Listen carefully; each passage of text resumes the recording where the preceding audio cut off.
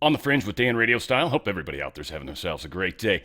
Trump has just absolutely embarrassed Newsom. It's pretty awesome. Also, Scott Bessent takes a freaking nice little jab at him as well. And Macron also gets the shaft.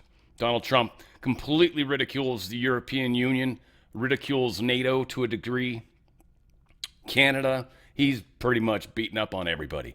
We've got kind of an overview, a little bit long, but it covers pretty much all the key points. They did actually a pretty good job breaking it down, just like point by point, like bullet points, if you will. So we'll at least get through it.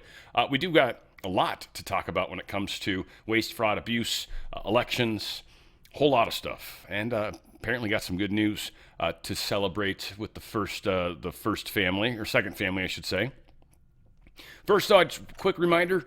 Friday, guys, Thursday, 5 p.m. Pacific, 8 p.m. Eastern, 7 p.m. Central. We're going to have a call if you guys are interested in becoming distributors for the Feel Great product. So you would certainly go to otfspecial.com/info.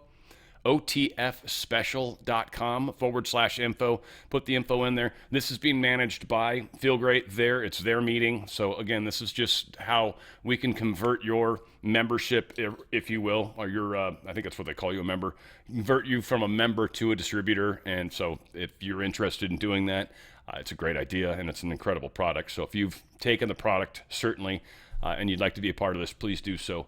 It's not really like a meet and greet. We're not going to be hanging out, and it's not to ask questions of me or anything like that. So this is just strictly for the company and an opportunity for you guys, hopefully. Again, that'll be happening Thursday. Also, the music, got it recorded. Got some great like Christian type music, basically. It was fun. My girlfriend actually sat up here while I recorded it, which I did yesterday. And she's like, I've never heard any of these songs. And I'm like, me neither. Never heard one of them. Not a one. Not one of these songs that I've ever heard before in my entire life. So I literally just grabbed some music I'd never heard that I liked, caught my attention, had a cool beat, uplifting, whatever. It's going to be fun. So we're going to have that going on Friday. That'll be at, of course, 3 p.m. Pacific, 6 p.m. Eastern, 5 Central is when we go live. But you can certainly watch it whenever you want. Some great music's going to be coming from that. Second family, congratulations on their fourth child. J.D. Vance, with as busy as you are, sir, you've still got time to get something straight between you and your lovely lady. So good for you. Good for you. That's an excellent, or maybe it's got a slight bend in it. We don't really know, frankly. But very cool. Congratulations, sir. Fourth child. Hustle Bitch put this out, and this is an interesting point. They are quietly admitting it now. A once-in-a-lifetime storm is about to hit half the U.S. Yeah, this storm that's coming. And it could turn catastrophic. So for a lot of you guys that are in path of the worst of this, and they, I think, suggest, where is in this article where they talk about the places, but you should know if you are. Fortunately, I'm going to kind of luck out on this one, so I apologize, guys. But yeah, you guys are going to get a lot of ice. Make sure you got extra water, extra food. You're obviously already aware of that, and I'm sure people have already panic purchased everything. Used to crack me up, man. In Tennessee, all they'd have to do is say snow flurries. In the grocery store I worked at, we'd sell out of canned chili, we'd sell out of bottled water, we'd sell out of toilet paper, which two of those things definitely go together. But yes, interesting. And it was all because of the blizzard. They used to tell me about the blizzard they had. I don't remember what year it was. It was like the blizzard of 91 or something crazy. And I'm like, finally got someone to tell me, I'm like, how much snow did you guys actually get during the blizzard? And they're like, we got like 3 inches. And I'm like, 3 inches? And that was your blizzard? They didn't know what to do, though. I mean, some parts of the country, they don't know how to handle snow at all. In fact, it snowed there one time. I was lucky I got home. Scott Bessent warns Taiwan chip reliance is a huge risk. Again, this is one of the biggest problems that everyone's got right now is we put all of our eggs in one basket, and that basket's not even in our location. We've got to rely on somebody to ship us eggs from our own basket. So, yeah, we've got to get this back into the United States. I actually kind of think China and the U.S. are sort of playing nice. Like Trump's kind of like, we could be total dicks on some stuff too. So you hang tight on the Taiwan thing until we're finally able to get some of this manufacturing over here. Otherwise, the entire world is going to lose these chips because most everybody understands that Taiwan's going to sabotage those facilities when China takes over. China's probably not going to get access to this technology. Or if they do, it's going to take them quite a while to rebuild it. So, yeah, Scott Bessent's saying a lot of good stuff here lately. U.S. antimony strengthens domestic supply chain. We've got some two places, I guess, in Montana. There's a purchase up there, but there's two antimony smelters up there. It's not a huge deal, it looks like. $4.75 million. This is a good purchase, though. Anything that has to do with metals and processing, ore and refining is going to be like big business over the next number of years as we try to work through some of the problems we've got in bringing home some of these manufacturing processes. This, again, isn't necessarily new news, but it's sort of being spoken about in a new way, and I like that. U.S. attorney is blowing the lid off this Somali fraud nonsense. Here, Trump posted this on Truth. I spoke in the fall about the iceberg I saw ahead. Something's fraud that's much larger than what's been visible to the public. When I said that, it wasn't hyperbole or rhetoric, it was a warning. And today I want to talk and I want to show here a sense of what that iceberg looks like, because I think people deserve to know what that is and how big this problem is, because we can't solve the problem until we grapple with the size of it. So the Center for Medicare and Medicaid Services pulled the claims data for these 14 programs dating back to 2018.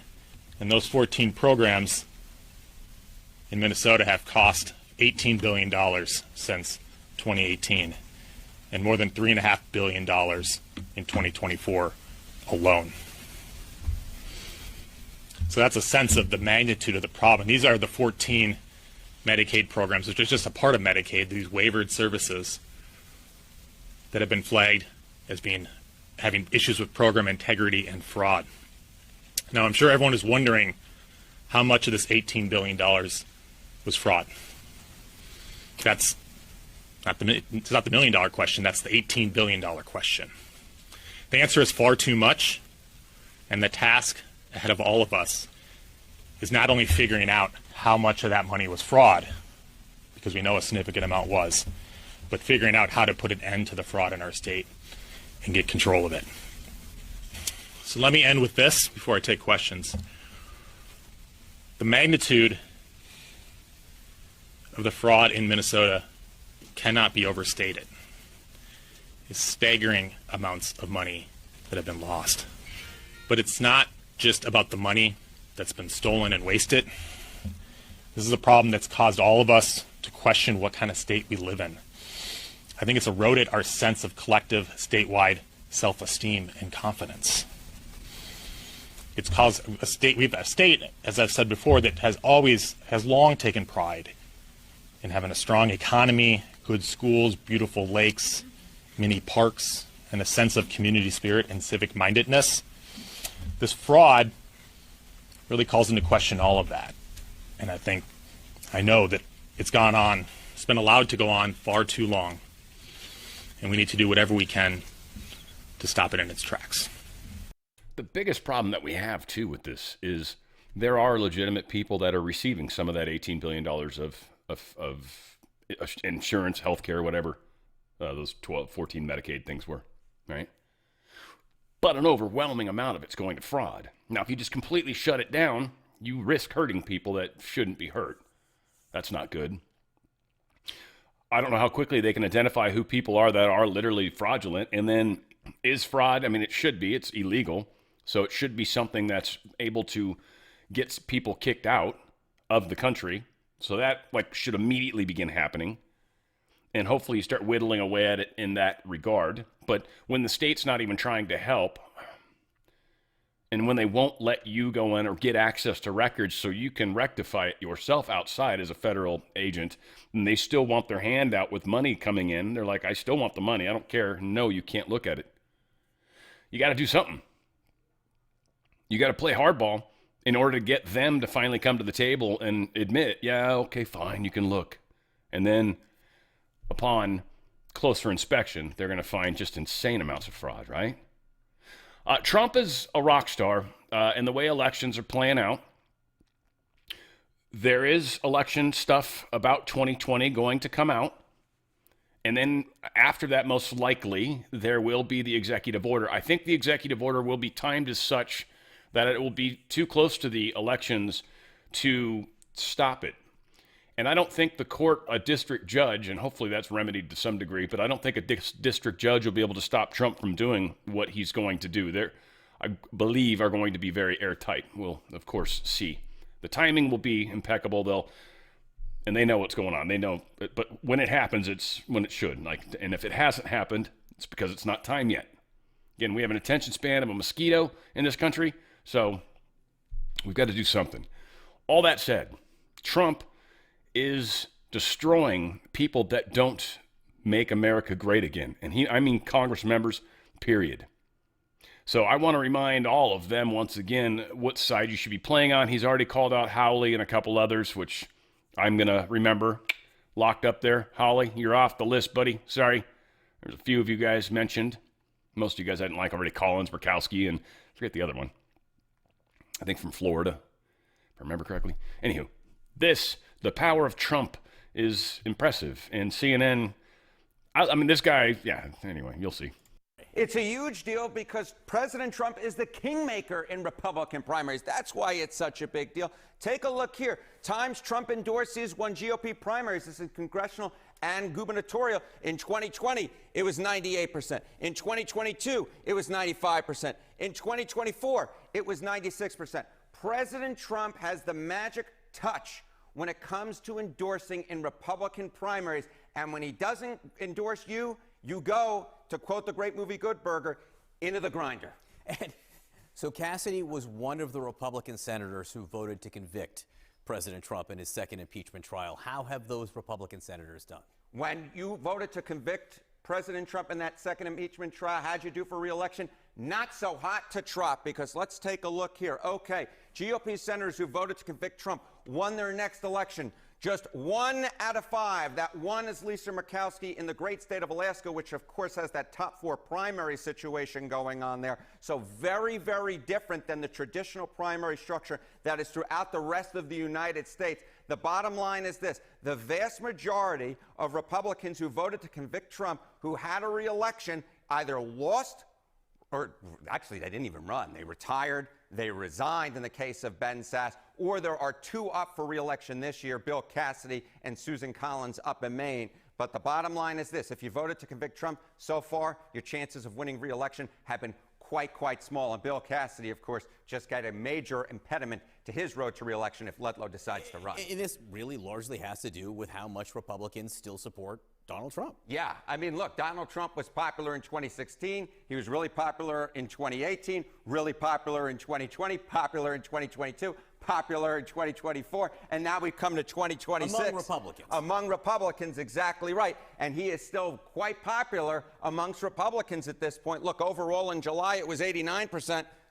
That was 6 months ago. Today, it's basically the same at 88%. How about strongly approved? Those who don't just like Donald Trump, but love him, love him, love him. In July, it was 61%. It's the same 61% now, and that is why the GOP voters, when Donald Trump says something, they say, how quickly can we get to Donald Trump's position? And if you want to see the impact that this had, just this one statement from President Trump over the weekend, what did it do in the betting markets to Bill Cassidy's chances of being elected? Yeah, you look at the prediction markets. Take a look here. Chance to be the 2026 GOP nominee for the Louisiana Senate race. Bill Cassidy at just an 18% chance at this point, and this lines up very much with what we've seen historically speaking. That is, when Donald Trump goes against you in a Republican primary, your chances fall through the floor. All right, that number says everything. Harry. I love how dramatic that dude is.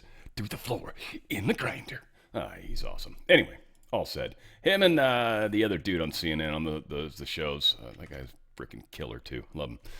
Trump urges Louisiana Rep. Julia Letlow to run for Senate against incumbent Bill Cassidy. I guess she's in the House right now. He wants her to run for the Senate. I think he believes she's got the numbers, and with her, with Trump basically saying this is who I'm putting my money on, then we'll vote for her. Cassidy's done. Cassidy's done. Keep that in mind, Howley, because your days are coming. I know you're not necessarily up for this time. Collins, you're totally going to lose, unquestionably. Murkowski, I'm praying we can figure out a way to get you out entirely. But yeah, they've got that the top 4 people make it over there. So it will be tricky for her to not at least pull in the top 4, no matter what. even if we primary her. But yeah, we should hopefully be able to find somebody that we can elect. Grok posted, or somebody looked this up on Grok, one of the two. I don't know. Hopefully Grok's not just posting shit all on its own. But based on X search in 2025, Senator Graham posted 0 times about South Carolina versus 97 times about Ukraine, 99 times about Israel, 43 about Iran, 60 about Russia, 40 about Syria, and 19 about China. Yeah, he's all in on the war places, isn't he? Total war hawk. He's not shy about admitting that either, by the way, but obviously he's very heavily involved in that stuff, and I'll never, ever forget the picture of him and McCain out in Ukraine. So, yeah, there's so much dirt. This dude, I don't know how he's going to play out in this one. He seems to generally go the way he needs to, so maybe he doesn't fall through the cracks. I don't know. We'll see what happens to him, but he's definitely on my shit list, that's for sure. Maryland Democrats are now moving to abolish the one remaining Republican congressional district in 2026, which would make the map 8 Democrats, 0 Republicans.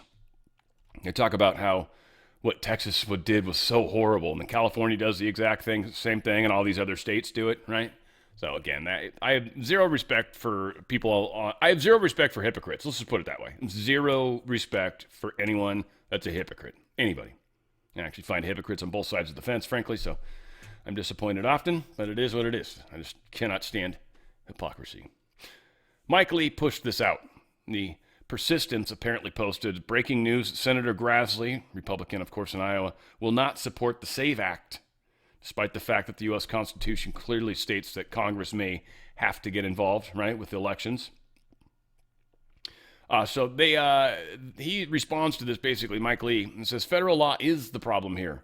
A federal statute, the NVRA, has been wrongly interpreted by the courts to prohibit states from seeking proof of citizenship. The SAVE Act would fix the problem. You can't default to federalism when federal law is itself the problem. So, we'll see. And, let's see, he kind of continued, I think. It can be just as offensive to the Constitution when we fail to act where federal action is warranted as it is when we act where federal action is not warranted. Only Congress can fix this particular problem. Yeah, I mean, you should have to provide ID for voting. I mean, that should just be mandatory. And again, we've got doucheholes, Grassley, as an example. And again, he's the one that won't get rid of the blue checks. Sweet old man. Grassley, you're very, very quickly ending up on the list of shitheads. Very quickly. It's a lot of things that you seem to be in the way of. You're old anyways, too. President Trump talks about the election stuff with Davos, or the World Economic Forum. That's another way to say that. And people are like, what? He was what? Yeah, he was there. He's telling them what's up. Telling the deep state exactly what's up. It's a war that should have never started, and it wouldn't have started if the 2020 U.S. presidential election weren't rigged. It was a rigged election. Everybody now knows that. They found out. People will soon be prosecuted for what they did. It's probably breaking news, but it should be. It was a rigged election. You can't have rigged elections. You need strong borders, strong elections, and ideally a good press. I always say it. Strong borders, strong elections, free, fair elections, and a fair media. The media is terrible. It's very crooked. It's very biased, terrible. Yeah, certainly. A lot of people said he wasn't necessarily as exciting and whatnot. First off, the dude never sleeps, so who knows if he's actually ever tired at some point. But all that said, this isn't the place to be exciting and all that. Doesn't want to be there. He's ho-hummed. He's bored by them. So I think he wanted to sound bored. Like, I'm bored. I'm bummed I even had to come here. It's a long flight for nothing. President Trump was just asked if Maduro has provided any information about the software in the election. Kara Castanova from Lindell TV, and you spoke earlier about the 2020 election. Now that Maduro is in U.S. custody and he was criminally charged, has any more information emerged that you could share with us regarding Venezuelan election software and Venezuelan ties to tampering with the 2020 election? And would you consider speaking to Maduro personally in prison in New York to get some answers on Venezuela's involvement with the 2020 election? No, I don't think I would be doing that. I think my lawyers would be very unhappy if I did that. Yeah, they've learned some things. Please. They've learned some things, of course. But yeah, mouthful there. And Lindell TV, good job. Kraft Heinz, top shareholders, Berkshire's stepping away from them. They've got they own something like 27% of their stock or something. Crap ton.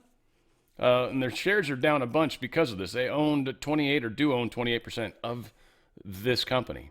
And they are going to start selling those stocks, those shares. One, these Kraft foods, most of these foods are horrible foods, especially as far as make America healthy again. Like, horrible, all of them. If you look at every single, Oscar Mayer, Capri Sun, Kool-Aid, what else? Grey Poupon. Come on. But yeah, anyway, bunch of crap in here, basically. Jell-O, it's all said. This is going to hugely affect their shares, but what's funny is you've got to find someone to buy them. And it just kind of made me think. I'm like, is that what happens with a lot of people's 401ks? Like the big guys like Berkshire Hathaway, they're like, yeah, we're going to sell. And then all the little crap ones that are representing people are like, oh, I guess we'll buy them. And they get screwed. I just wonder how that works, because if Berkshire Hathaway is selling off a bunch of crap, if you're an investor, you'd probably be wise to follow suit. Now, maybe when the stock price comes way down, but they still got to sell off all those shares. So I don't know. Or do they just sit open on the market? I don't fully understand how that works, frankly. I guess I don't trade enough. I don't trade at all, frankly. I've got some stocks. I said before, I own some Rumble, right? I own a few stocks. Got some stocks. Got a little bit of crypto. What are you going to do? Market shrug after EU freezes U.S. trade deal approval over Greenland. Yeah, the markets really didn't do anything crazy today. Nuclear stocks went up because Trump tells Davos they're going heavy into nuclear. Duh. So that's cool. Again, energy stocks are going to be huge. Mining stocks will be huge. These are the companies you'd probably be wise to invest in. They're definitely going to go up over the next period of time. Well, depending on the company. Certainly do some research. Gold's up about $58 right now, but it's been up quite a bit recently. And so that's, as far as inflation speaks, that's bad. Now, again, Trump has done a lot to get inflation under control, but I don't know. This is one of those things where, again, confirmation bias, right? And I'm always very, very transparent about this. I do believe the Federal Reserve is supposed to go. I believe that. And how we transition from that, that's going to be the question, right? So we've got to be able to, at some point, step away from the Fed. I don't know how we legally can do that, or if there's time frames on when they renegotiate. I don't know how that all plays out. We will find out. We'll learn more. Maybe some of you guys are privy. But this, inflationary aspect with gold's a little interesting. Silver as well. It's kind of cool. It's down $2. It's been up like crazy, down a little bit. It's going to go back up. It'll probably break 100 soon.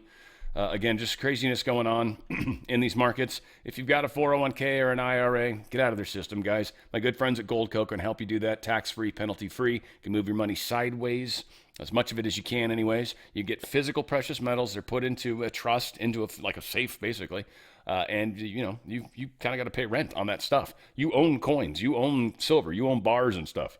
You want to make sure you can transition some or much of that 401k and transfer it into something that's going to hold buying power. And that's what precious metals do. Gold holds really well. Silver is actually multiplying because of usage in the paper contracts and all sorts of weird stuff. So that's something to keep in mind. They're going to give you up to 10% free silver from Goldco. They're going to give that to you on top of. So there's some extra silver to sweeten the deal. And if you can call within 20 minutes, you're going to get a cool Ronald Reagan coin that's 0.999% silver. It's half ounce, which is, at this point, it's worth what? Half of $92. So there you go. Not a bad deal, right? So check it out if you can. Go to drslikesgold.com, drslikesgold.com. Get out of their stupid system, or at least protect a bunch of your buying power before they continue to screw up the currency. Because, again, I'm pretty sure the Fed's coming down.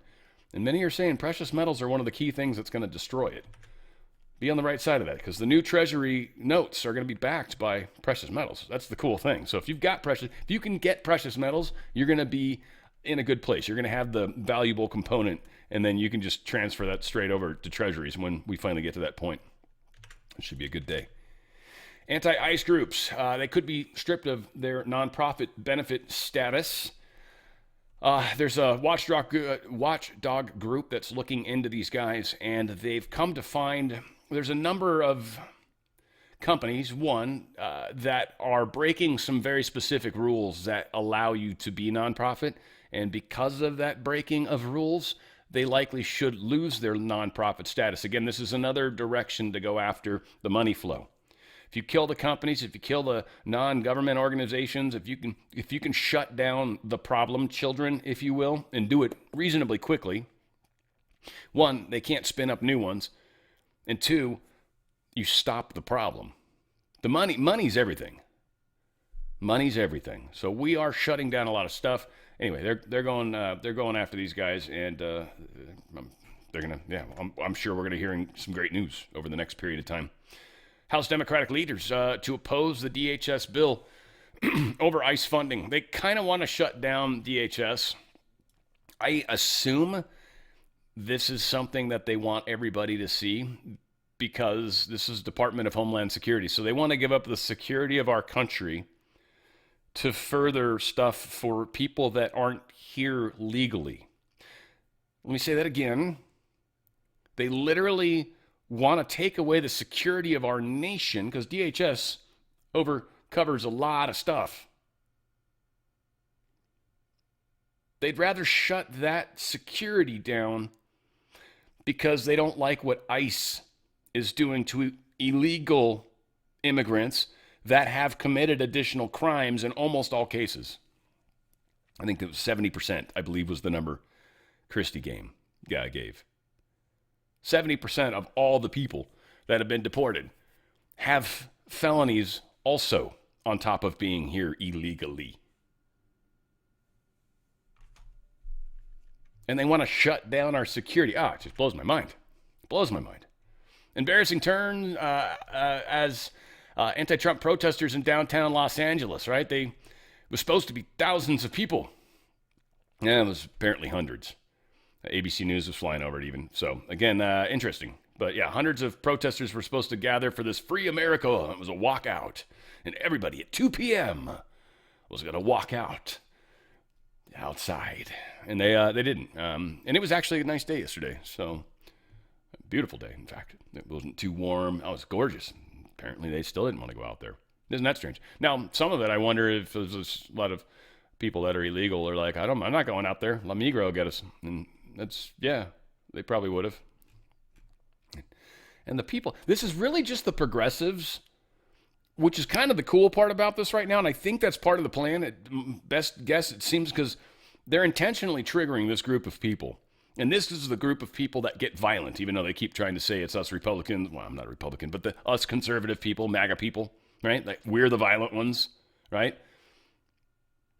They're the ones that go out and cause problems, that put noises in your ears and light lasers in your face. And these guys are violent. They may be protesting legally, but they're violent about it. They do certainly damage. We've seen lots of. So you guys are, this is just part of the plan. It's part of the whole thing, so everybody can see it. Blue Lives Matter posted this. It's pretty sweet. Said, we're not saying that Blue Lives Matter was behind feeding false information to far-left anti-ICE protesters. We're not saying we had teams compromised of hundreds of off-duty cops and veteran volunteers to run decoy operations so far-left activists thought they were conducting ICE raids. We're not saying they were just driving around in what appeared to be unmarked vehicles with tinted windows, drinking coffee and listening to Guns N' Roses, being chased down and surrounded by protesters. What we are saying is that if it did happen, it sure worked remarkably well in all 9 different states, allowing actual raids to successfully take place unimpeded, helping support the capture of hundreds of criminals. Combat veterans, off-duty officers, and patriotic Americans have had enough of the radical left and are being activated across this country to back our law enforcement. And they're smarter, more skilled, more driven, better trained than the left, and actually enjoy sitting in a deer stand for days on end just waiting. Yeah, F around and find out. And the problem is you can't put the genie back in the bottle. And you popped the genie. You opened Pandora's box. You did it. You got us engaged. Problem was, we didn't get engaged the way you thought we were, because you guys think that way. So this is what's funny about the difference kind of between the left and the right. The left thinks in terms of violence, so they project that onto the right and say this is what we're going to do to them, when in reality that's what they would do if they were us. But we don't operate that way. We have a moral compass. We just aren't necessarily that, where we want to hop into someone's face and escalate things. That's just not generally how we're wired. So because of that, they failed hugely. And now we are, triggering the hell out of them and outsmarting them in every sense of the word. They're so busy trying to make noise that we're busy running around the noise. We're busy utilizing the noise. We're busy focusing the noise into a certain place where it doesn't make any sense. Maybe. SCOTUS going to hear a Second Amendment case Tuesday involving concealed carry. Hawaii. Law that prevents concealed carry permit holders from bringing handguns to beaches, bars, and restaurants that serve alcohol and gas stations without the owner's permission. But kind of defeats the purpose of a concealed weapon, doesn't it? Right? Like, if I've got to tell you I have it, then it's not really as concealed as I need it to be. I think anyways. You don't run around just tell everybody you got one. We'll see. I can see, obviously Hawaii would try to make them illegal everywhere they could. And so Supreme Court seeing this one will be very interesting. I think statistically, from the historical standpoint, I should say, the Supreme Court, they're going to look at it from that standpoint, and they're going to be like, people have always carried firearms into saloons and stuff. That's been kind of part of our culture forever. So I don't know if that's going to go over well. Got some interesting news around Epstein. ABC News has reported, surprisingly, judge declined to appoint the special master to oversee the DOJ release of remaining Epstein files. Now, I knew the DOJ was fighting that. It looks as though they won. I think they should. I think it makes sense. I think the DOJ is going as quick as they can. People may disagree with that. I think Thomas Massey's a pile of shit. So Ro Khanna, I have zero respect for either of those people. So the fact that they're behind it, I think, says volumes. Every once in a while, I see Thomas Massey will try to push through something that people like it'll be like a UFO thing, or it'll be like free money to people. And it's just, dude's a pile of trash. Can't wait to get rid of him. Can't wait. Oh, I can't wait. James Comer, he rejects a ridiculous offer by the Clintons. Apparently the Clintons wanted this special little deal where there would be a handwritten transcribed of the interview, and it wouldn't be public. It wouldn't be in front of the Congress and all this nonsense. And he's like, yeah, no, thanks. No, sorry. No, we're not going to play that game at all. Thanks. Thank you again. Have a nice day. So, yeah, they're going to be pushing this further. Oversight Committee, in fact, they reported one of the Clintons' pawns claimed to the fake New York Times that they never ruled out a transcript. The receipts tell a different story. They demanded that there be only one staffer to take notes for each side during the interview. So, Oversight Committee, tune in at 10 a.m. on X as the Oversight Committee is going to hold Bill and Hillary Clinton in contempt of Congress for delaying lawful subpoenas. Yeah, no one's above the law. We've heard that all before. So this probably happened already because it's after 10 a.m. their time specifically. But big deal. Big deal. Ghislaine Maxwell's been ordered to do a tell-all in front of the House Oversight Committee. Epstein deposition. Clinton's involved now, too, and they're going to pull in Ghislaine Maxwell.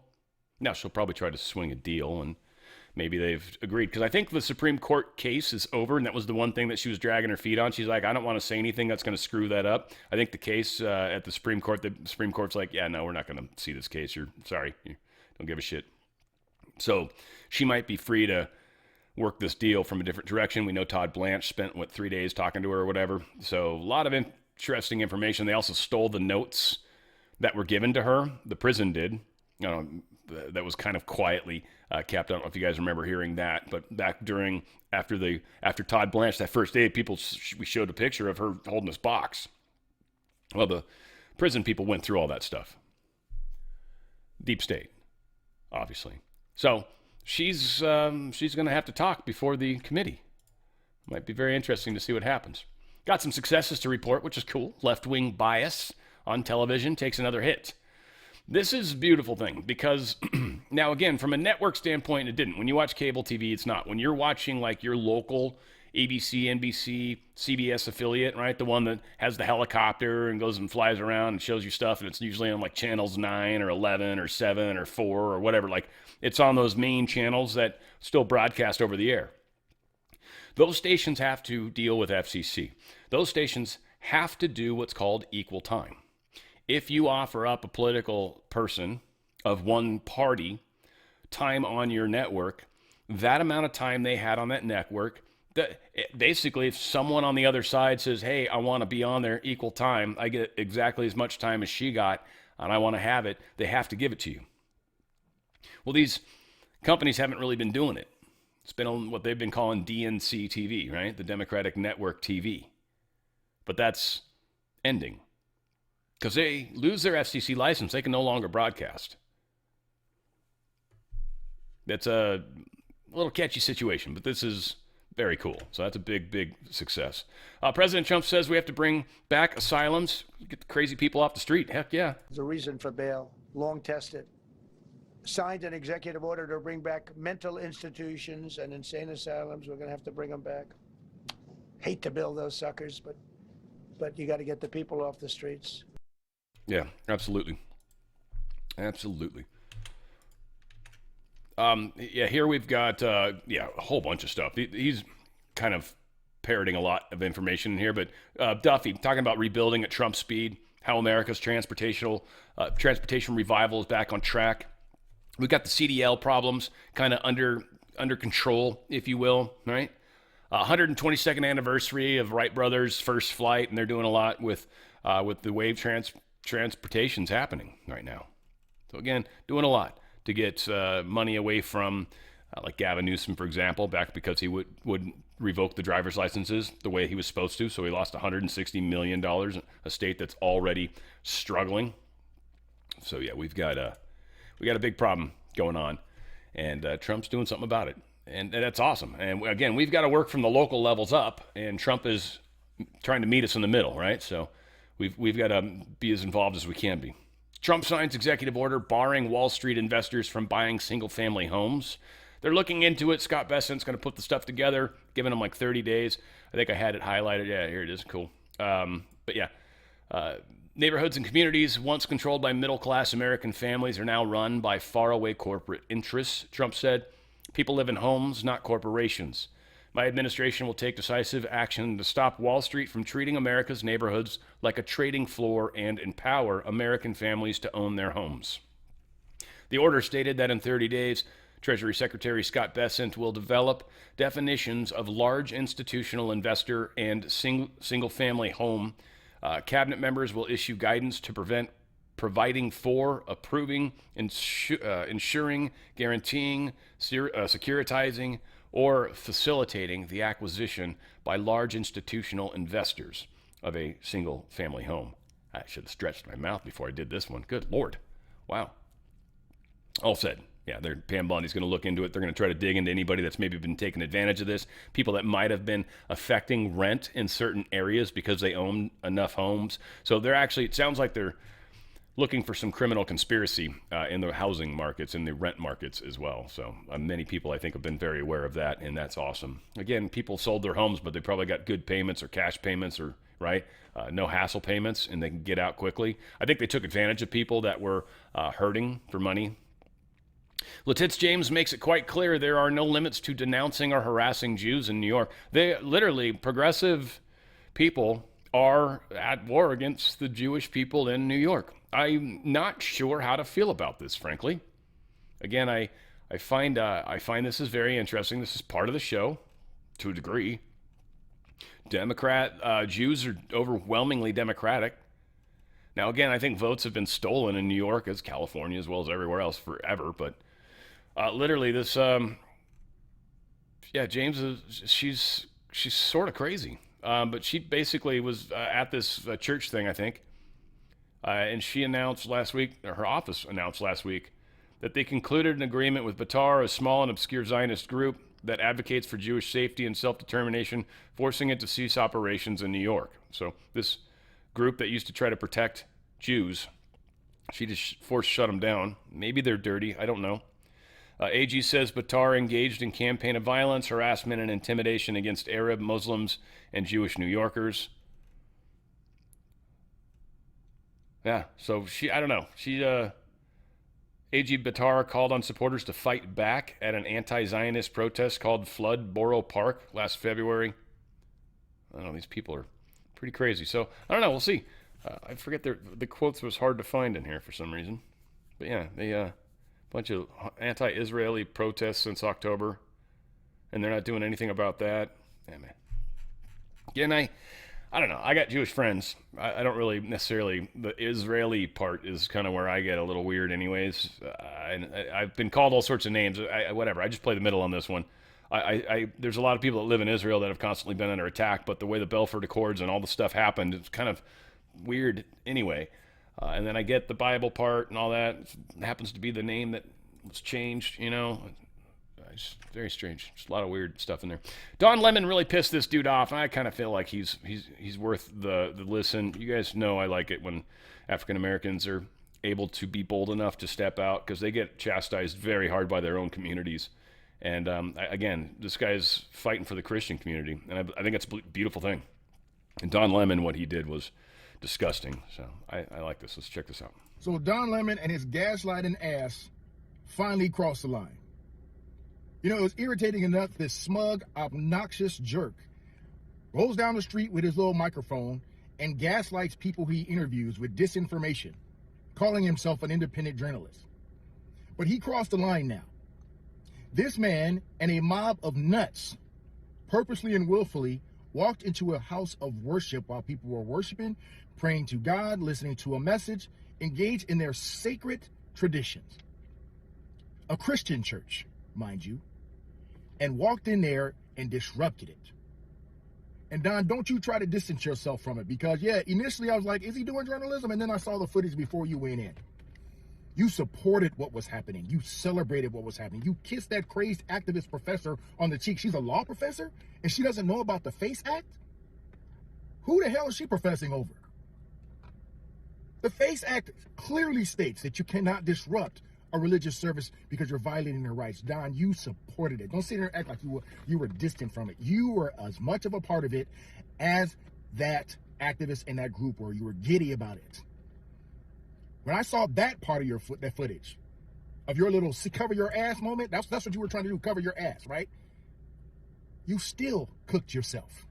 And then you went in there with that mob and gleefully started taunting people of faith, putting your microphone in the face of pastors, disrupting their service. Don, you can't distance yourself from it. Bro, what happened to you, man? You used to be one of my favorites, man. I used to watch you back in 2013. I said, hey, this brother has some sense. Yeah, he's left of center, but he has some sense. Something happened to you, man, that turned you into an obnoxious, disgusting, garbage human. A smug, disgusting, garbage human. A jerk. Don, with you and your mob, and you're not the ringleader, I'm an honest man. You were just following the leader, right? Would you and that mob go to a mosque and do that? Would you disrupt a mosque? Would you go do that at a Jewish synagogue? Well, nowadays you might. What the hell is wrong with you people? I don't understand the fervor and hatred that individuals like yourself have for the Christian faith. We're blessed to be in America where they're not killing us yet. Around this world, Christians are facing persecution in Africa and around this world.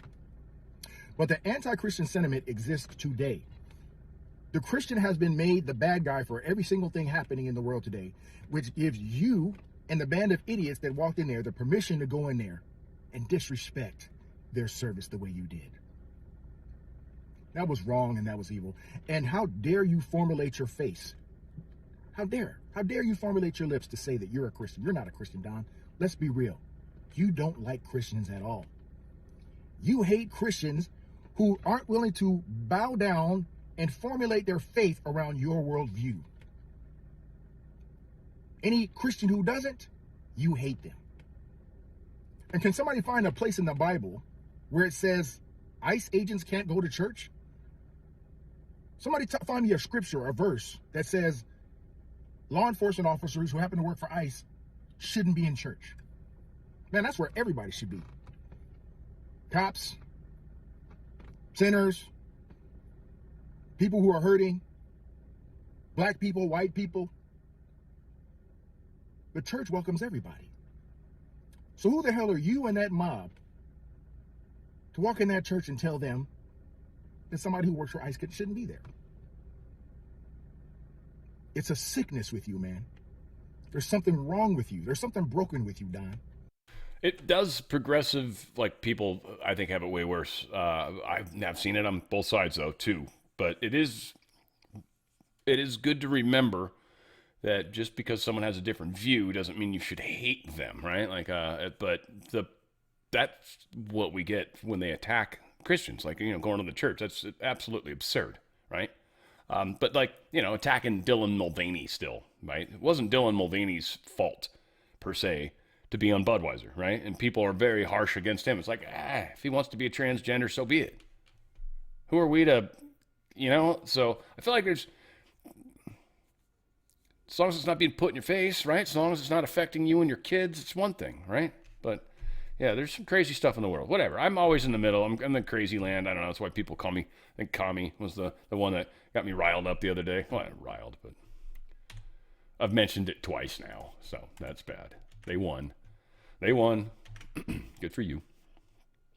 Mexico said it handed over 37 suspected members of organized crime gangs to the United States after President Trump threatened ground attacks against drug cartels. It's been read that or played that way by insider paper, but that's pretty funny wording, though, after he threatened ground attacks. I mean, he did, but he didn't necessarily say Mexico. Trump talks the way he talks because he wants to leave stuff on the table. Now, he has actually finally come clean when it comes to Greenland about use of force, which I thought was interesting. It was freaking NATO out really bad. So I think Trump was just finally like, all right, relax. It's not what I was saying. Anyway, U.S. Southern Command, they picked up another ship in the Western Hemisphere, apparently. This U.S. military forces, in supporting of the Department of Homeland Security, the thing that they're not going to fund, apprehended motor vessel Sagita without incident. The apprehension of another tanker operating in defiance of President Trump's established quarantine of sanctioned vessels in the Caribbean, right? So they took another ship, another oil ship. And again, I don't know if these ships belong to us. I think they did. I think they were being used illegally in some cases. One of them was ugly as hell. I showed you guys pictures of that. It was on a thumbnail. I'm like, this POS, this is the piece of shit we just took. But I think some of these are going to be utilized for us to ship oil back and forth between Venezuela and Texas. So we got 2 refineries that are going to get fed a lot of yummy crude. A lot of jobs are going to begin happening. A lot of money is going to start flowing. Gas prices are going to begin to come down everywhere except California. But it's one of the reasons why I did get solar, by the way, because I know power is going to get expensive. And right now I get credits. It's worth it. It was probably one of the smartest things I've done. I live in a very sunny place.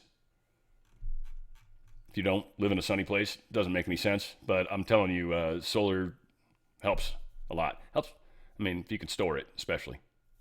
After Trump meeting, Slovak Prime Minister Fico says EU is not taken seriously by world leaders. They're not.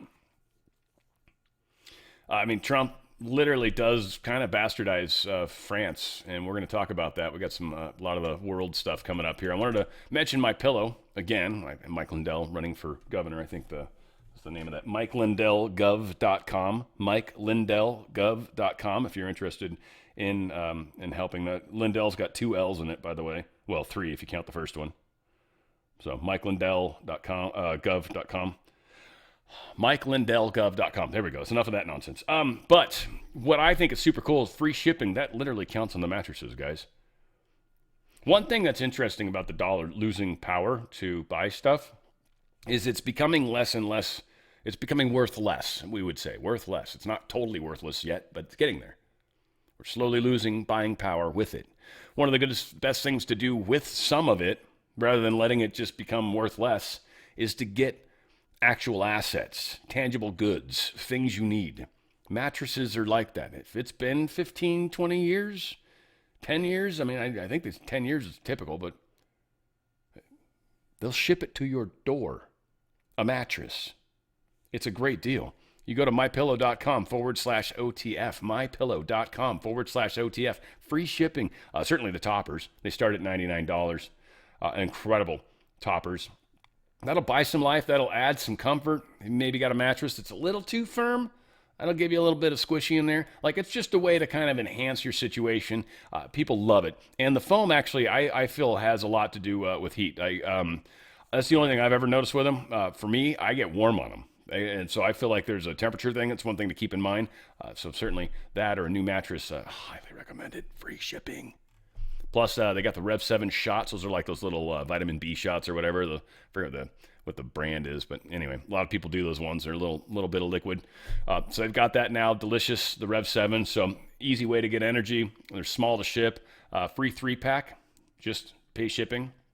Of course, the sheets, best sheets ever, Giza sheets, super deep pockets. So if you've got a thick mattress and you got a topper, easily can get it around those. You got no issues at all, right? You're good to go. Why does it look like that's a box spring? That's not even an actual mattress. Is that a mattress? Whatever. Doesn't matter. They wouldn't mess around like that. No, it's a mattress. All right, whatever. Giza sheets, they are incredible. They start at $29.98. This is their high thread count. This is that Giza Dream Cotton. This is beautiful. Great sheets. It's what I own. I don't have any of the other sheets. Not trying to sound douchey, but I did buy them on sale. I used my same code. I paid the same price you guys do. So, yeah, they're awesome. They've also got the pillows. They do this for our audience because I love this pillow so much. Literally, they stopped sharing the other one because I don't properly sell it.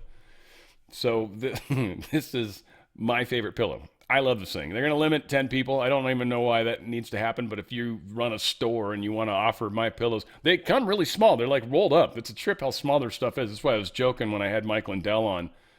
He didn't hear me, which I thought it would have been funny, but who knows. But I asked him, did they fold this thing up, the topper, so they could shove it in an envelope? Any of you guys that have ever bought my pillow stuff should have chuckled, because it is kind of amazing how they managed to get a lot of stuff into a small space. Towels, too. Best towels ever. Best pillows, best towels, all of it. Blankets, throw pillows, throw blankets. They've also got wonderful comforters. The down comforter is really nice. Really nice and washable and all that stuff. They're sewed into pockets so the down can't move around, at least too much. They're great, though. Super good. You'll love them. So, yeah, check it out. Go to mypillow.com/OTF. mypillow.com/OTF. Free freaking shipping. Take advantage of it while it lasts. I love you guys. And like I said, a mattress. Real goods, real things. Who knows when you'll be able to get another mattress? Who knows? Who knows? Maybe soon. Won't even matter. Maybe we'll just sleep in floaty chambers in 5 years. Something cool. Who knows? Anyway. mypillow.com/OTF. Get the best night of sleep you have ever had. There you go. All right, let's rock and roll. Yeah, Europe, all this crap. Saudi foreign minister posts a joint letter confirming that Saudi Arabia, Turkey, Egypt, Jordan, Indonesia, Pakistan, Qatar, and the UAE welcome the invitation extended to their leaders by the President of the United States of America, again, camel case, Donald J. Trump, to join the Board of Peace. Trump is creating whole entire new agreements from the Republic standpoint. He's rehashing stuff. New agreements, the tariffs being made. Again, all of this is actually happening right now, folks. They just haven't admitted it because they kind of can't. The threat against, I'm sure, people is a little too great still. Trump invites Xi and Putin to the Board of Peace also. He's calling all the right people. He's like, look, I want everybody to be here. Let's make peace happen. It's not just going to be Israel. Though Israel does suspend Chinese EVs over cybersecurity concerns. I think that, this is my girl, my original girl anyways. It's not Alice Tang, unfortunately. I kind of got a really, wow. Anyways, this is Tiffany Meyer, though. I like this girl. Check it out. Israel's defense ministry has suspended the use of Chinese-made electric vehicles, including those by BYD, over serious cybersecurity concerns. The announcement earlier this week comes amid growing concerns that connected car technology could be used for espionage. The ban follows warnings from cybersecurity experts who say sensors and software in Chinese EVs could give Beijing insight into Israel's most sensitive military routines. Israel has already barred Chinese-made cars from military bases for similar reasons. Since late 2025, the military has begun phasing out the use of Chinese EVs by senior Israeli officers. In addition, reports say that the Israeli military recalled roughly 700 Chinese-made EVs since 2022. Officials point to the car's connected systems and cameras. They say the vehicles could potentially transmit sensitive data back to China or even allow remote control. Security experts warn that devices connected to the internet, especially electric vehicles, can serve as data collecting platforms that foreign governments could exploit. And by law, Chinese companies must share its collected data with the Chinese regime when requested, making these vehicles dangerous for commercial use. Data from the Israel Imported Vehicles Association shows Chinese EVs accounted for more than a third of all new car registrations in the third quarter of 2025. Experts warn that Israel may need to consider recalling all Chinese-linked EVs to protect national security. Now, a lot of people are talking about these Chinese cars, and they're like, oh, they're going to, they're way better and blah, blah, blah. Okay, first off, this is China trying to make it sound like it is better.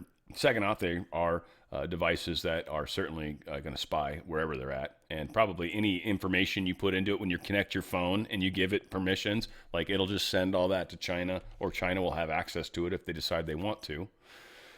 They're super cheap, so it would destroy any of our companies. It would, absolutely. And Trump would just tear up the shit out of this particular company, especially for electric cars because of Tesla. But yes, Israel is like, no, we can't use these guys anymore. That's unacceptable, right? And of course, we've found out that Canada is made a deal with China and the electric vehicles. We'll get there. Kelly Meyer posted this. Air Force One was returning. It was taken off to go to Davos. It ended up returning. A lot of people noticed it on flight tracker radar. Apparently, there was an issue with the electrical system, so they switched planes, and Trump was on his way. Now, here's the rundown. Like I said, I think they did a pretty good job just covering it. A lot of stuff, but they did a good job. They're all little one-liners. Domestic and affordability type stuff. This is the speech he gave, basically. It was like an hour and a half, 2 hours long, 90-minute speech. Really long, as far as I'm concerned. I haven't even actually listened to it yet. I'd like to, but I haven't yet. Parts of it. Trump, for domestic and affordability. Trump, U.S. inflation has been defeated. U.S. economy on pace to grow at double IMF projected rates. Believe my policies can bring growth even higher. Intend to raise living standards. Stock market dip, peanuts. Stock market will double. Mortgage prices, rents, car payments going down. Drug prices will go down by a staggering 90%. Attacks on corporations. Trump is attacking corporations buying houses. He signed an order banning institutional home buyers. He laments the surging credit card debt. He reiterates seeking credit card interest cap for 1 year. He doesn't want to hurt value held by people owning homes. He says institutional home buying just not fair to the public. He says he has to think about home depreciation rules. Trump is, wow, God, it would suck to have the house depreciated. U.S. is keeping the whole world afloat, and he realized many places making fortunes from the U.S. Crypto, Congress working on crypto market structure regulation. He says they hope to sign a bill on crypto soon. They also, crypto politically popular, need to block China's hold. So, for all you crypto people, he's definitely talking about it. The Fed, announcing new Fed chair is not too distant future. New Fed chair will be someone very respected. Problem is, Fed chairs change once they get the role. We should be paying a much lower interest rate. Powell raises interest rates, stops us from success. Good news used to send stocks up, how it should be. Growth doesn't mean inflation. It can fight inflation. So again, I think with the tariffs and stuff, he's right. It's going to make the stock market rally on good economic news. Because right now there's this weird detach from what happens in the market, and they like make stories up, or they try to find like, well, this must be the news thing that the stock market's reacting to, and it's like, huh? Why would that matter? Stock market does weird stuff. There's other factors at play, and Trump's kind of calling it out. He's at Davos again, WEF. So Europe, in the Europe area, says Europe not heading in the right direction. Certain places in Europe are not recognizable anymore. Criticizes Europe, emphasizes on green energy and immigration. Said when the U.S. goes up, you follow. He criticized European energy costs, blames windmills. He says we want strong allies, not seriously weakened ones. And Trump mocks the French President Macron for wearing sunglasses. He called them beautiful sunglasses. I think supposedly Macron had a messed up eye or something, or got punched again by his husband. I want Europe and the UK to do great, he said. Okay, so energy, says U.S. natural gas production at all-time high. U.S. helping Venezuela will split the oil revenue with them. Gasoline prices will soon be less than $2 a gallon. U.S. is going heavy into nuclear energy, reiterates attack on windmills, says China sells windmills but doesn't use them themselves. If you think about it, it's kind of funny. And on NATO, time to step up.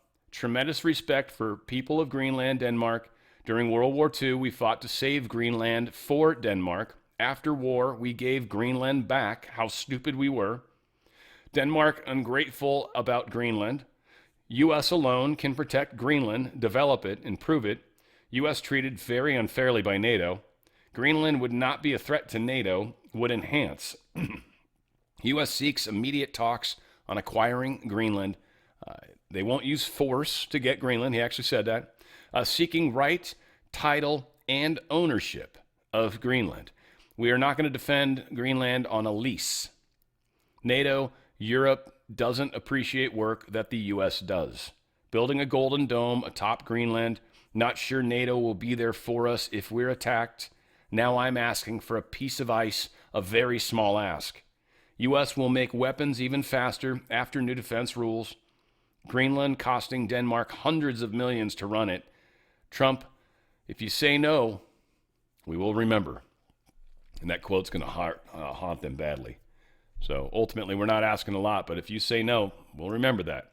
And it will be interesting to see where that goes. On Canada, he says Golden Dome will defend Canada. They should be grateful. Canada is not grateful. Canada lives because of the U.S. Remember that, Carney. He literally calls them out. It's pretty sweet. In Ukraine, Russia, Ukraine is a bloodbath. I want to stop it. NATO wants help on Ukraine. We're going to. Dealing with Putin, he wants to make a deal. He believes Zelensky wants to make a deal. Abnormal hatred between Russia, Ukraine, trying on the deal. It just makes it harder. And stupid if Ukraine, Russia can't come together on a deal. And finally, the West has to become stronger, defend its culture, and the West's prosperity and progress came from our culture. So, yeah, giving it up, especially letting people just come in and take over areas is, well, it's an invasion is what it is. So that was pretty good. Trump did a lot. He also, supposedly during the same meeting, President Trump was also asked about President Macron's proposal to hold an emergency meeting of G7 nations in Paris after the World Economic Forum's Davos conference this week, to discuss the Greenland issue. He rejected the notion out of hand. President Trump said it would be pointless to use time attending in-person talks with Macron, and his presidency is not long for this earth, and that he'd rather speak to people directly involved with the issue at hand rather than third parties. It's like, we don't even care what you think, France. You're not involved. You're trying to involve yourself in something that you're not involved in. So, essentially, F you. We've got globalization. This was awesome.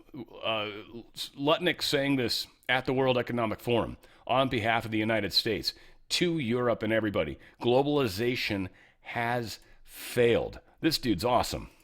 Well, I think, you should start at a much higher level. Okay. We are in Davos at the World Economic Forum. And the Trump administration and myself, we are here to make a very clear point. Globalization has failed the West and the United States of America.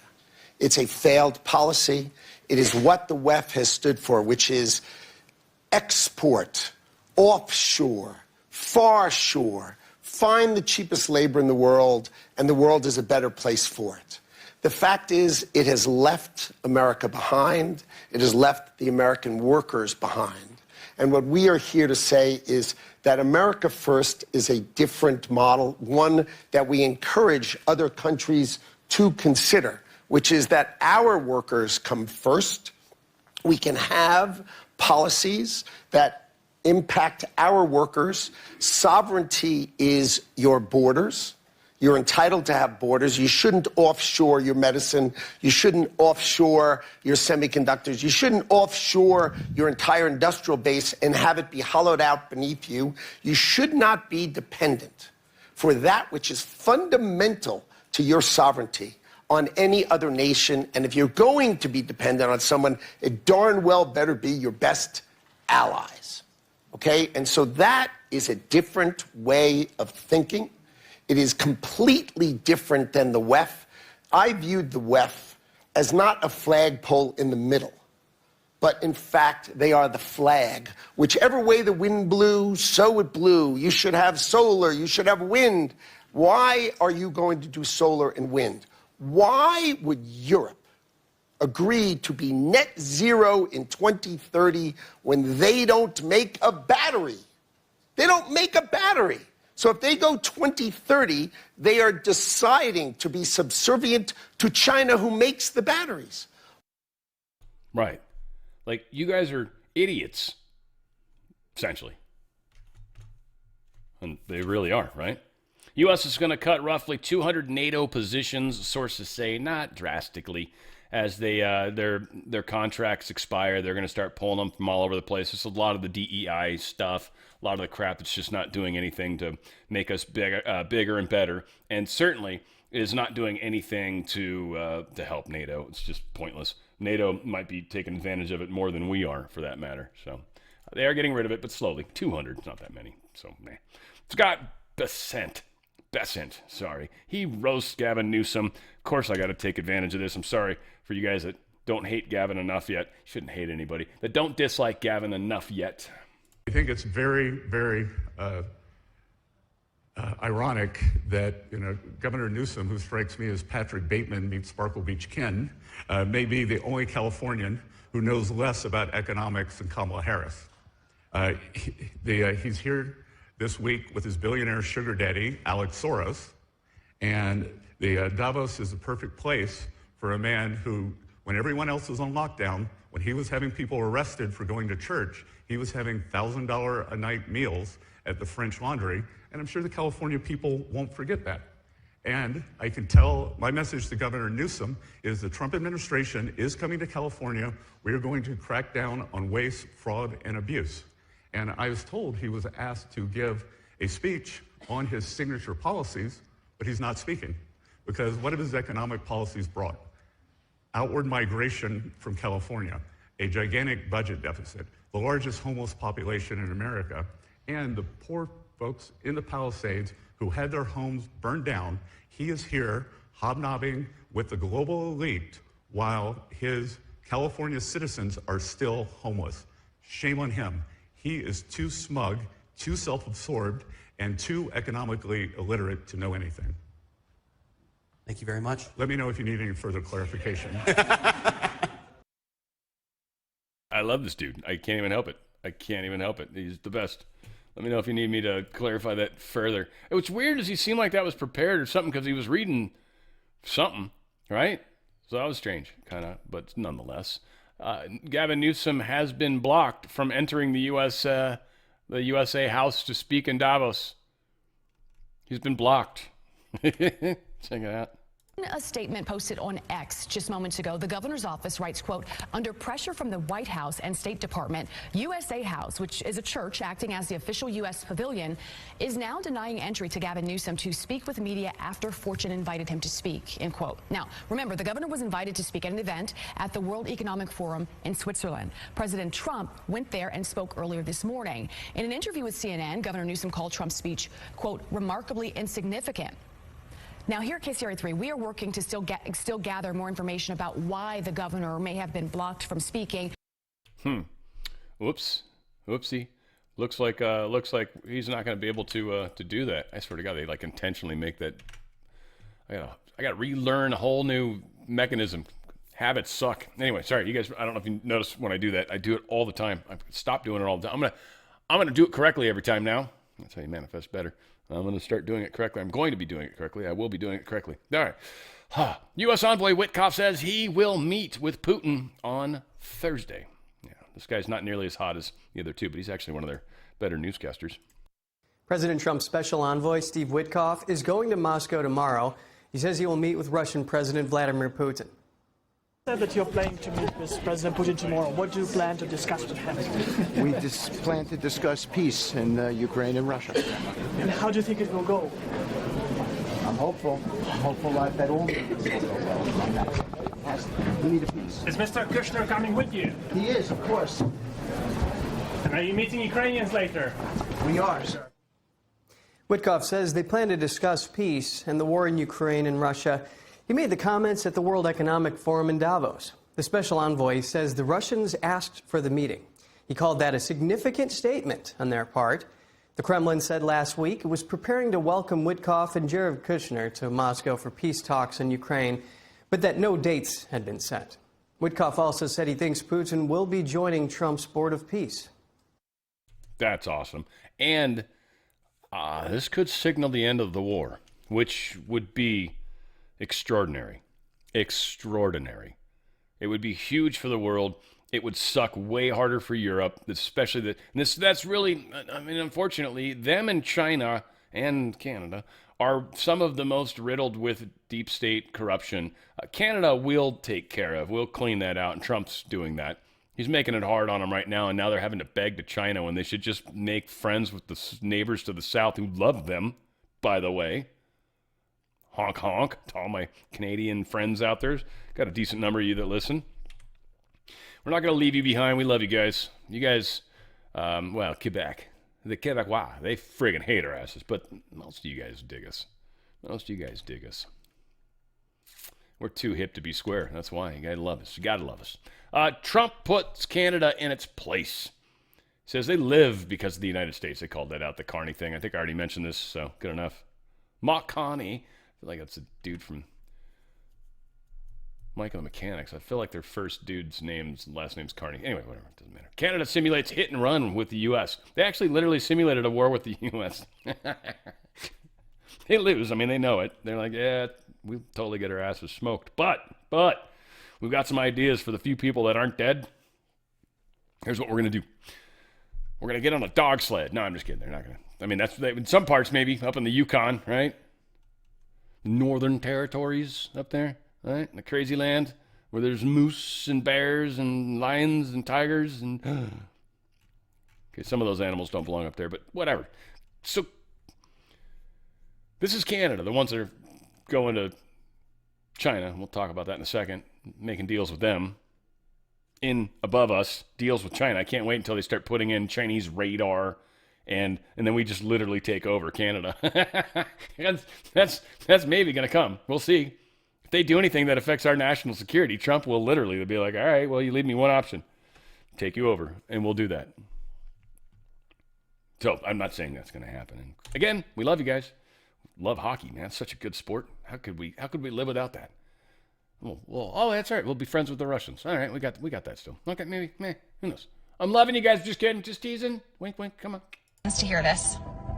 What you are seeing right now is not your imagination. There is a divide growing in this country, and it is not coming from the people. It is coming from the federal government. Refugee claimants are considered residents of Canada for the purpose of federal benefits the moment that they receive their temporary documents. That status unlocks multiple federal programs as long as they meet the income criteria, even if they've never worked here, they've never paid into our system, and they have only been in Canada for days or weeks. In Canada, the Resettlement Assistance Program, or RAP, covers almost every living expenses for newcomers: furniture, linens, household needs, transportation support, dietary allowances, clothing allowances, newborn allowances, maternity clothing and benefits, school allowances, the maximum child tax benefit, monthly income supports, housing top-ups, and even startup payments in the thousands, over $8,000. They also receive interim federal health coverage, which includes healthcare, vision, and dental. And today I learned that they also qualify for the Canadian Dental Care Plan as well. So they're getting double coverage for dental.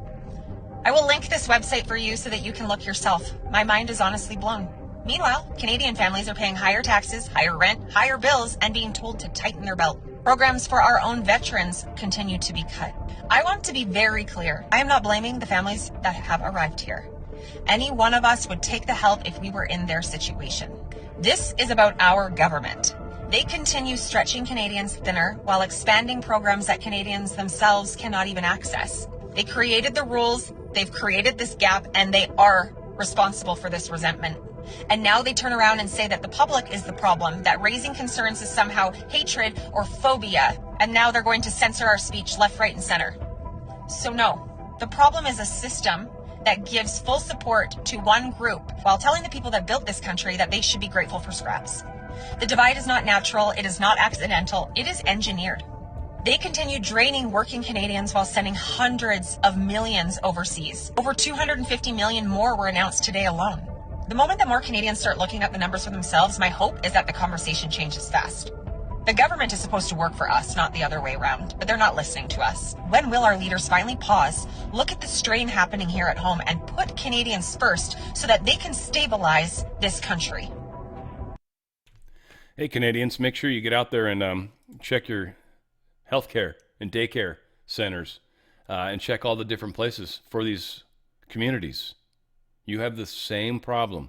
It is a recipe that's baked into all of these social structures. They did it intentionally. Never to benefit you, always to benefit them. Always. It's interesting how the game is played. So even the Canuckers are waking up there. So maybe we keep hockey after all. Make hockey great again. I love hockey. Man who assassinated former Japanese leader Abe was... he did it with a homemade gun, too, by the way. 3D printed it. Sentenced to life in prison. They're trying to outlaw in New York the ability to 3D print a gun. Which, interesting. I don't know how they do that. I'm curious. Because there's a lot of components of that could be other things, right? Well, it's going to be a small pipe. Oh, well, that's okay. That's not a barrel, then. It's a pipe. Like, right? It's like when you used to walk, anybody that's ever been to a head shop back in the old days, you weren't allowed to just be like, hey, man, where are the bongs at? And they'd be like, what? We don't know what those are. You need to leave the store right now, sir. What do you mean? We don't have any bongs here. Those are illegal. And you're like, oh, what are those things called? Water pipes? Oh, I got you. All right. Sorry. My bad. Like the soup Nazi. You like get... Anyway, it's true. It's all words. I don't know. I don't know how that works exactly. Australia passes a new bill for tougher gun control and anti-hate speech laws, because that's how you deal with the thing that's just happened. Take away even more opportunities for people within your larger audience to have guns. Again, in the Australian communities, for a lot of people that don't realize it, and I know this because I've been told this numerous times by many Aussies, apparently... Their whole concept of growing up with guns is very different than us. I think it's more of an outback thing, or people, not outback, but like the steakhouse might put a shrimp on the bobby. But more like, I think people that are out in like the boondocks and stuff maybe had them just for protection. You needed them. Shit, everything can kill you. You see a spider, you got to shoot the damn thing. I mean, you need guns to save your life every day. Probably 5 things a day they got to shoot. Oh, thank God that thing didn't get me. Like, anyway, horrible. In fact, it's funny. One of the guys sent me a funny little picture. It just shows all the crazy shit. Shark people, you get eaten by sharks, and razor coral, and different animals, and spiders, giant spiders. And it's like, oh Jesus, giant spiders. Yeah, that's a bit of a phobia. Yep. That movie Arachnophobia did not help at all when it came to that. So yeah. Australia, England, I mean, you guys aren't the same by any stretch of the imagination, kind of. It's just, I mean, we're all brothers, certainly, but, that's about where it ends. Australia passes this new bill. You guys are fucked, man. You got to start making noise down there in whatever legal way you can. The Gates Foundation and OpenAI are launching a $50 million AI health program in Africa. They really want to fuck with Africans, don't they? His vaccines have been jacking Africans for years. So, $50 million now to AI health program. Bill Gates is behind it, using OpenAI. No way this is good. No way this is good. They're looking for genetic something. Maybe they're looking for the bloodline of Christ. I don't know what they're doing in Africa, but it is craziness. This is very strange to me. Something to, I don't know, guys. Curious what you think. Throw some comments out there. Do a thumbs up if you can. Please make sure you're subscribed to me. Easiest way is to go to Rumble, rumble.com/C/on the Fringe. Hit enter, and that'll take you to my channel. And then you can branch from there, and then you can see actually my screen. Because some of you guys might just be seeing like some little cartoon character, and I'm talking. And you're like, really? You're actually not a cartoon character? No, I'm actually on the bottom screen, and you can see my stupid face and everything. It's embarrassing how stupid my face looks. Southwest, they're making huge changes to seating policy, just in case any of you guys give a shit. They are getting rid of the first boarding concept, the first people that got a hold of it. They got to board first, basically, I believe is how that worked. And then on top of that, they are getting rid of all the discount flying. They're becoming a normal airline, essentially. It's become way too expensive probably to do what they've been doing. So a lot of people that have been discount flying for years are likely going to lose that possibility, or you might want to look into some of the membership programs, or you're just going to pay more. Gentlemen, I'm sorry. The secret is apparently out of the bag. I've kind of mentioned this before, but I still find this to be one of the most amazing parts of the gym. Sometimes things just happen in front of you, and us men, our brains are wired for movement. Movement happens, you're like, oh. So someone bends over wearing a pair of Lululemon leggings, they call them, I guess. Yeah, oftentimes you can see totally through it. Totally see through, especially stretch it out, especially if you're a little bigger, if you're kind of stretching them a little bit maybe, and then when you bend over and that ass maybe, and I'm just saying, seen it way too many times. It is see-through. Picture right here. This lady looking good too, by the way, but you can see her panties. Like I've told you guys, you could be wearing a friggin' trench coat. I'll see your underwear. That's my superpower. That's nice. Nice underwear. I'm thinking. Just wear that to the gym too. Looking all hot like that. Wow. Anyways, yeah, here's that. De Beers cutting diamond prices. Botswana is warning of prolonged slump. Botswana. Yeah, okay, everyone. I don't know about you guys. You've done the Botswana cruise, right? It's the best. I've never been there. It's just pirate boats. Just you get arrested. You get like shot at. Yeah, people with swords. Matey, walk the plank. Hi, Patch McCain. What are you doing here, Dan Crenshaw? It's crazy. But needless to say, De Beers, the world's largest diamond mining company, is warned of a prolonged downturn. The synthetic diamonds are apparently replacing a lot of the real diamonds, and the prices of diamonds are falling, which for anybody out there that likes diamonds, hey now, look at that. They're, by the way, one of the best crystals from a spiritual standpoint. Better than clear quartz, by the way, even. So, again, hard to get big ones, but you don't need a big one. Size doesn't matter when it comes to crystals. Sometimes it just helps the way it fits in your hand or the way you hold it, the way you touch it. But, it really doesn't matter. It's the energy through which it helps focus. It's just a beautiful thing. So, nonetheless, diamonds are getting cheaper. That's the end of the story. In Botswana. And finally, I feel bad for Russell Brand. I mean, if he's guilty, he's guilty. He used to be a total whore. He's been very, very honest about that. This is going back from 1999, 2000, party over, out of time, to 2005. This dude was doing drugs and ladies and lines off ladies' asses. I mean, so And the fact that they're trying to get him for something that's probably outside of the statute of limitations, but they've probably maybe made some sort of weird change. I don't know, whatever the case is. They don't like him. He's become conservative. He's become Christian. And he was in the business. I think, he probably was going to some of these Diddy-type parties back in the day. And he found God, which is cool. So whatever the case, I don't know if this is his penance or what. But, yeah, he's big on Rumble. I know that.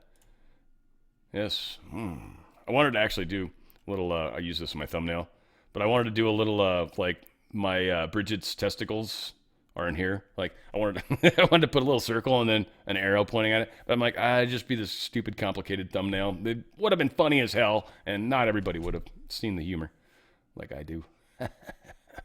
All said, whatever the hell. I love you guys. Lots happening, lots changing constantly. I don't even know what to say. 24 hours every day. I'm just like, I can't believe how much shit's happened in one day. Yeah, I'm going to have to get better at trimming. That's for sure. All said, love you guys. We're going to continue fighting the fight. Like I said, we've got cool stuff going on Thursday. Thursday, we've also got the Law of One. For those of you that are following, we're sessions 79 and 80 this week. I believe it's 106 total. So we're, probably 10 weeks away-ish from finishing, 12 weeks away from finishing. Also, this Saturday is our last $25 tier show in the mix. So you guys want to probably check it out. It'll be fun. I'm sure we'll talk about some cool stuff, however it plays out. The $5 one, I might keep going. We'll see. If you don't want to keep donating, don't stop. You can go to onthefringe.locals.com and stop the donation. But if you still got a $5 donation going on, we might still do the Zoom meeting. That's been fun. I've kind of enjoyed that. And that's only once a month. I can do one thing. I can plan my life around that a little better than twice. That was tough. There's a lot of things I wasn't able to do because I was like, I got to do the thing on Saturday. Shit, man. It's just too many times. I love you guys. We're going to keep working together. We're going to go through this transition. I think a lot of us are going to graduate and figure out how to properly assess and move ourselves into this next phase, because that's what we're going into. Basically the slump and then the growth. And it's going to be a bumpy, interesting ride. Again, I don't know. I think most of us with our thinking are going to smooth it out to a large extent. So again, be ready is all I can say. Be prepared. And for those of you guys in harm's way with the weather, definitely be careful. And if for some reason your testes are inside his hand, sorry. It's on the Fringe. Oh, sorry. Where we go one, we go all. Yes, we're in this together, guys, even if your testes are in his hand. Where we go one, we go all. It's on the Fringe with Dan, RadioStyle.